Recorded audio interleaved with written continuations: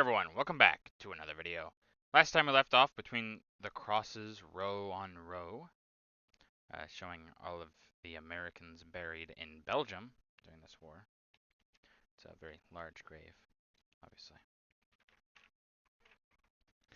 We're now on to Germans await American orders. April 14th, 1945. They don't like it. After the fall of Schweinhund, ball bearing center in Germany, male civilians between the ages of 16 and 60 were rounded up to be checked by American authorities. Their faces show that it's a bitter pill for the master race. After the conquest of this town, the United States 7th Army raced on, making giant strides across Bavaria. Yeah, you can see none of them are too happy, especially this guy. Look at him. He's really mean mugging the camera there. Some of them, that guy, he thinks it's a little funny. Him, not so much. But yeah, I mean, you're not really gonna be too happy. And you know, they've been told like this kind of joke that they're the master race. I have to make sure quotations master race. They're not really, but you know, they're gonna think that they were told that, and even if they don't think necessarily that, they do probably think, well, this is this is some awful. Like, I don't want to be here. I don't want this. Like, why, you know, why the heck do I have to deal with this? This is some bull, you know. So, yeah, they're probably none too happy with this scenario. 300 meters beneath Nazi Germany. April 15th, 1945. Beyond the reach of bombs.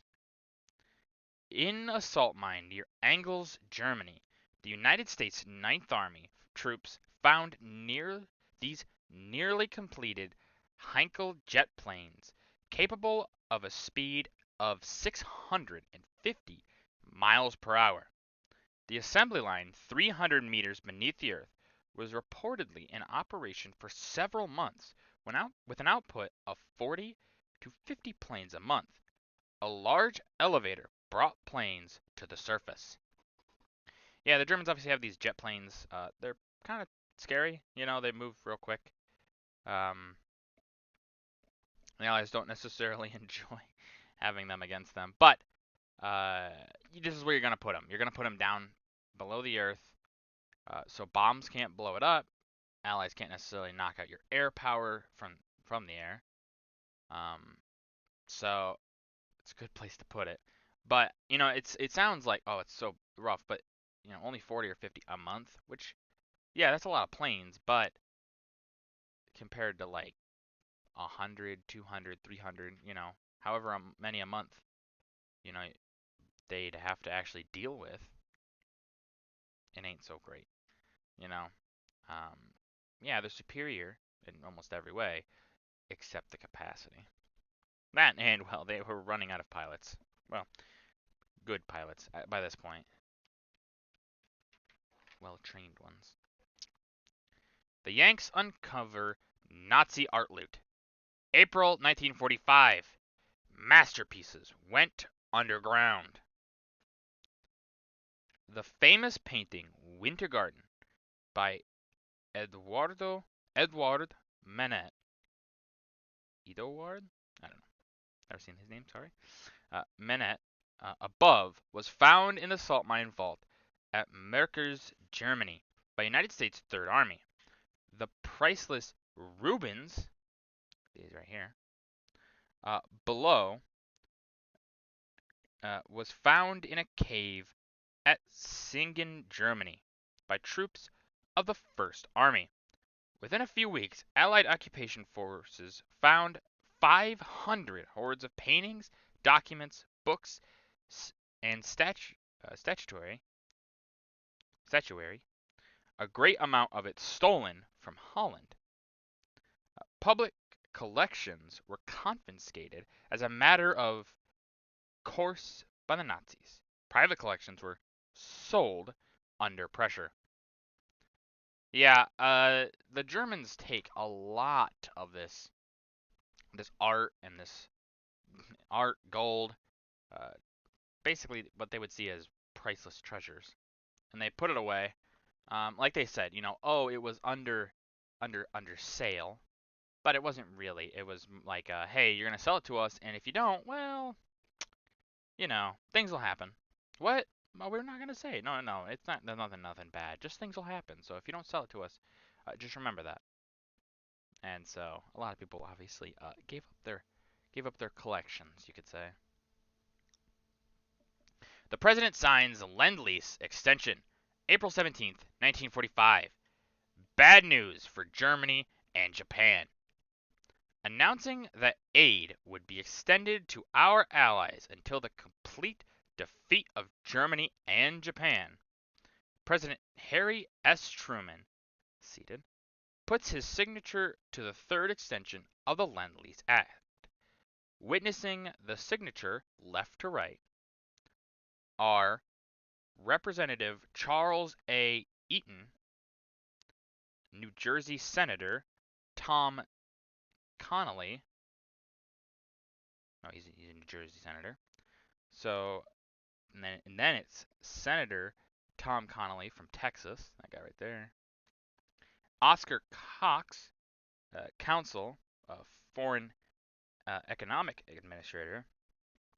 Leo Eaton, oh, no, Leo Crowley, my bad, sorry. Leo Crowley, Foreign Economic Administrator.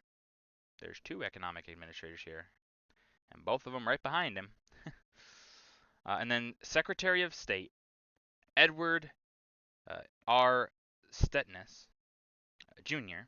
The United States provided $39 billion of Lend-Lease aid in 4 3/4 years. Crowley later revealed and received in reverse Lend-Lease of $5,600,000,000. So, yeah, a lot of money. The United States, like, people don't really realize it. The United States gave a lot of countries a lot of money during this war. And at this time, I mean, think about it. Billions of dollars. Even now, well, billions now, that's a lot of money. But think about that. 39 billion. It's a lot of money. But it kept the Allies alive. And you got to remember too, this number, it's not like they actually gave them like cash. They didn't like say, "Hey, here's $1 billion." That's not what they did. What they did was it was supplies, resources, that kind of stuff, and it added up to about that $39 billion, like it says. Things like clothes, iron, fuel, boots. Soviets really liked those. Guns, tanks, all sorts of different things, which adds up after a while, especially in a war like this. Thousands of Nazis are trapped in Ruhr Pocket. April 17th, 1945. Stronghold is cut in two. The encircled German troops in the Ruhr, far behind the fast-driving main armies of the Allies, were cut in two in mid-April when troops of the American 1st and 9th Armies met at Wetter. The bag of prisoners was enormous. The Nazi captives shown in this picture are part of 82,000 taken by 18th Airborne Corps near Grumserbach. General Omar N. Bradley, 12th Army Group Commander, stated that 316,930 prisoners had been captured during the liquidation of the pocket, and that the final figure would surpass the record number of 330,000 Germans killed or captured in the Battle of Stalingrad. The general said that he had used 17 divisions, or 240,000 men, in reducing the Ruhr, a number at least equaling that of the German defenses. Many high-ranking Nazis were included in the bag. Since crossing the Rhine, the general said that his 12th Group's 1st, 3rd, 9th, and 15th Armies had taken 842,864 prisoners. Yeah, there's a lot of prisoners. Obviously, they're in Germany at this point, so there's going to be a lot of German prisoners. So it's not surprising that you see some of these numbers just balloon higher and higher and higher. Um, but it makes a lot of sense. But think about that, the 842,000 number. That's almost a million men captured at that point. That is absurd. Like we can't even think about that in like quick succession. Just almost a million individuals captured. Crazy. And just look how big this. And this is only a part of the 82,000. Think about all of this. And these men were fed, they were given clothes, they were given small amenities. That's crazy, man. Really, really is crazy. But that's going to do it for this video. If you guys liked the video, leave a like. If you have anything I could improve on, please leave a comment. It always helps these videos. And as always, subscribe. It really helps out the channel. Thank you.